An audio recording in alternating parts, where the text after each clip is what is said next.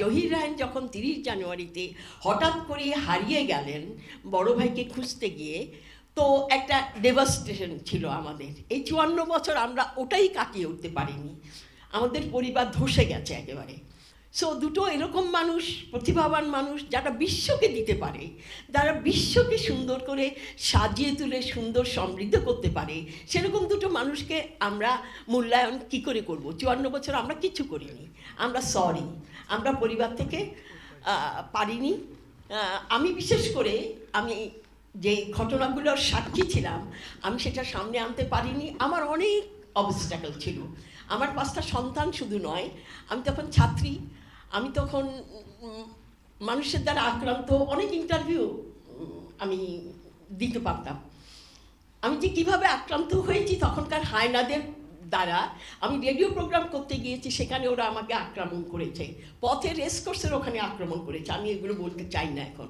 সুতরাং এই পরিবারের যে অবস্ট্যাকলগুলো আমরা ওভারকাম করে কোনো রকমে আছি, পৃথিবীতে বেঁচে আছি, কথা বলতে পারছি, এটুকুই আমাদের কাছে অনেক রকম শুকরিয়া আল্লাহর দরবারে।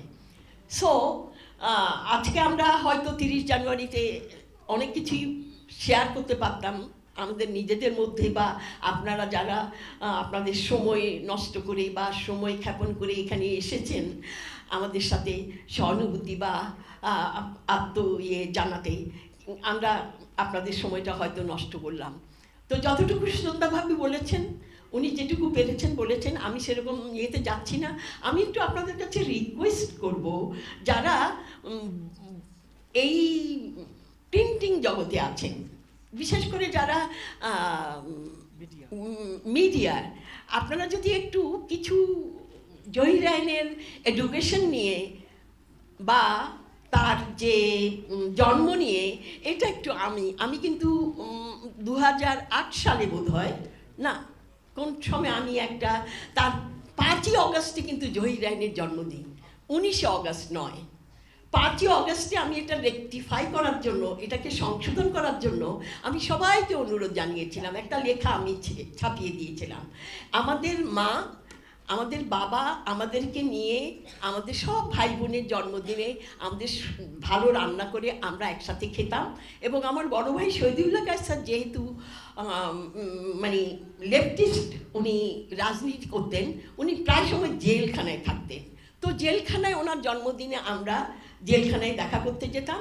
ওই জিনিসগুলোই আমাদের জন্মদিনের তারিখগুলো আমাদের মুখস্থ হয়ে গেছে আমাদের পরিবারে। অনেকেই লিখে থাকেন, অনেক বইতে অ্যাকনলেজমেন্টে আমি দেখি পরিচিতির জায়গায় যে উনি কোথায় লেখাপড়া করেছেন। হ্যাঁ, উনি যেহেতু কলকাতায় লেখাপড়া করেছেন, ক্যালকাটা দিয়েছে ওনার এডুকেশন, কিন্তু ম্যাট্রিক পরীক্ষাটা ওনাকে তখন দেশভাগের সময়ে নোয়াখালীতে আমিরাবাদ স্কুলে, ফেনী নোয়াখালী আমিরাবাদ স্কুলে দিতে হয়েছিল। কিন্তু উনি ইন্টারমিডিয়েটটা পড়াশোনা করেছেন ঢাকা কলেজে, তো ওনার স্মৃতিগুলো ওই ঢাকা কলেজেই রয়ে গেছে। নতুন রিন, গভীর থেকে পরিষ্কার করে কাপড়কে রাখে নতুনের মতো উজ্জ্বল। নতুন রিন অ্যাডভান্সড পাউডার।